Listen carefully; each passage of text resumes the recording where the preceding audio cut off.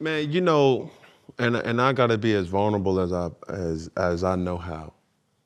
I through the trauma that I've seen in my life, right? I think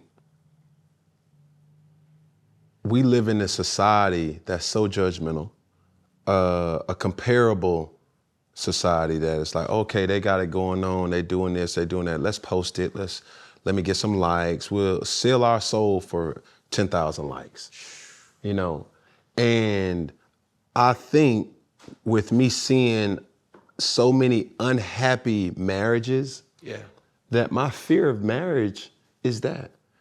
And when I look about what the Bible speaks about marriage, it says holy matrimony. It don't say no honeymoon and come on, in Cabo. No.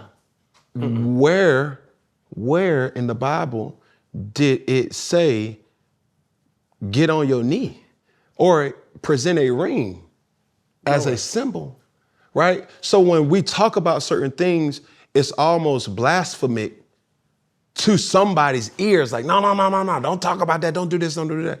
And now I'm finding myself building something that's for me. And my relationship, with God is like, man, just bring the people in my life that sees my vision and can hold me accountable.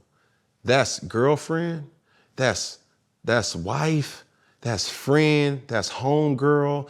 As a man, we need peace and accountability.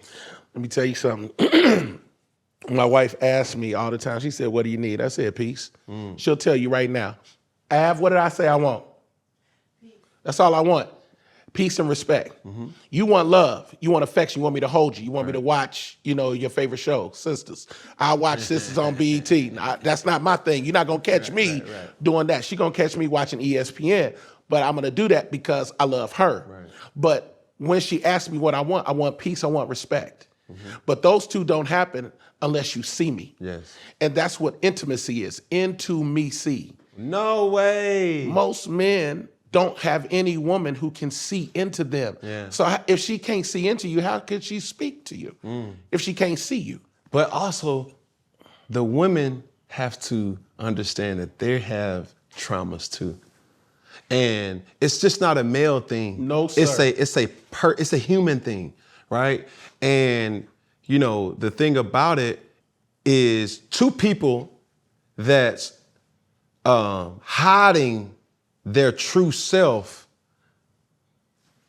to appease to somebody else, sooner or later, it's gonna look. And I got caught in that. And anytime I have a platform to speak on it, I will, because I know that I'm not just talking to you, I'm talking for a lot of people who sees this. And I was living a lie. You know what I'm saying? I was hurt, I was dating a hurt person. But we was rebels. Maybe I'm for you, you for me. It's us versus the world. Then all of a sudden, I put her on this lifestyle of wholesomeness and we're gonna go to church, we're gonna do this and we're gonna do that. And somehow or another, my ego got in the way. And one sign of unappreciation spurred a whole thing where it was just getting out of hand. So for me, I'm like, look, the thing that we should have did, number one, whether it's looking to counseling or just hearing each other, seeing each other, and identifying, listen, baby, I just want you. And I know everybody got baggage. Yeah. Some of our baggage is our coach. Some of them our bags are Toomey. Some of our bags are Louis Vuitton. And some are assistant coach. You know what I'm saying? You can't afford a coach. You know what I'm saying? But at the end of the day, who are you willing to pick up their bags for? And it's like everybody sees, and anybody that's in my position, an influencer, an athlete, an entertainer, whatever, I always tell the younger cats, I have a 707 All-Star team, and I always tell them, I'm like, bro, you don't understand, you so easy to love.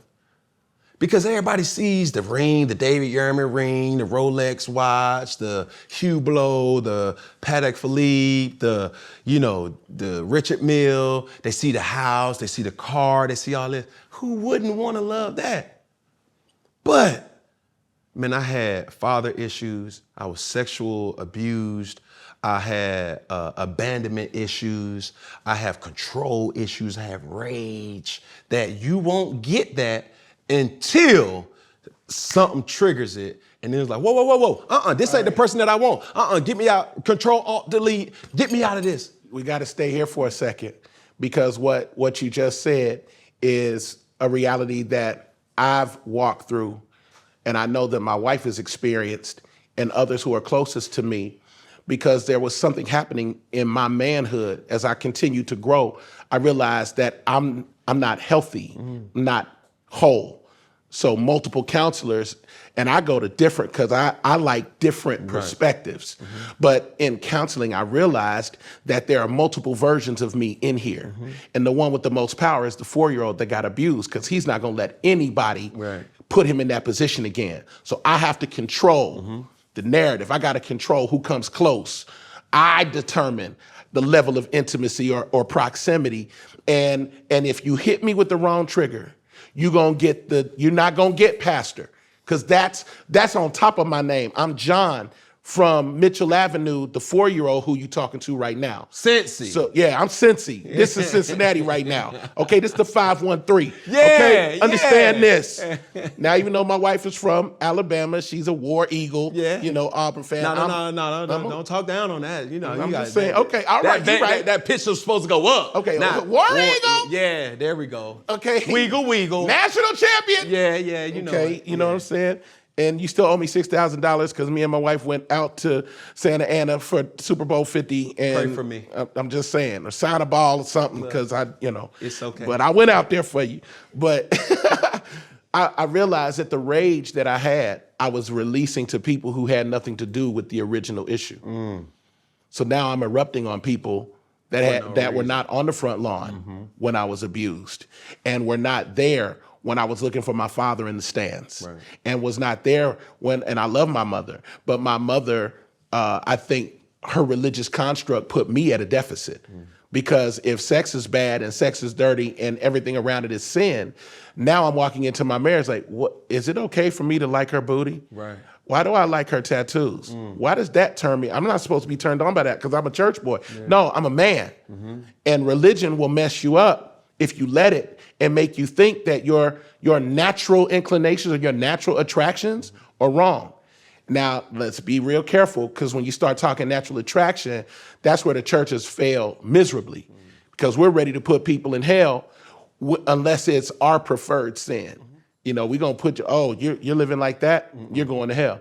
But you got a family on the other side of town. Are you going to go to hell? But you fat. And gluttony is a sin too. Is that going to get you in hell? Correct. You lie. The Bible says all liars will be in the lake. You going to hell? There's no sin. There's no weighing scale. No sin scale. You can so you better fall under grace. Yes, sir. Everybody better be real quiet about other people's stuff and just be grateful that he covered yours. He who casts the first stone. Yeah. If he who is not sin, throw a rock. Don't nobody, if your life was on a big screen TV right now for the world to see, you be trying to unplug every electronic device. No, don't turn it off. Let's watch you twerk before you start singing in the choir. You see what I'm saying? Let's watch you get lit with the brown liquor under the cabinet while you judging somebody else. And so my thing is, it's best to keep your mouth off of other people's experiences if you don't know how they arrived there. Yeah. There's a lot of people that said different things. You're in the public space. You're a big target. I'm a big target. Right. When I started, literally, it's not self-destruction. It was actually reconstruction. I'm grateful for the horrible moments that I went through, because it revealed me to me. Right. There was no other way for me to go through it. I had to go through it this way. And so I don't judge anybody. I've always covered people. Right. If I start telling secrets, it's gonna hurt a whole lot of feelings out here, cuz. Right. So I'm gonna just leave that right there, and I'll just say this. I'm grateful that God dealt with me, because Scripture makes clear if God corrects you, he sees you as a son. So when you get whooped, that means you're legit. Right. If I really had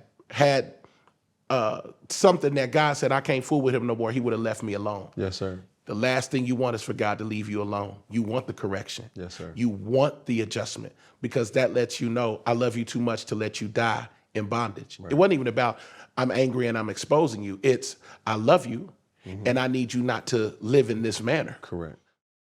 What's up, family? It's John Gray. You gotta be locked in on Funky Fridays this Friday. I'm with my boy Cam Boogie. It's the Boogie Man. It's the Boogie Meister. You need to come here. We're gonna talk all things manhood, relationship, religion, love, and a lot more. You wanna be there. You wanna know more about me? Holla at me at releaseyourroarlive.com.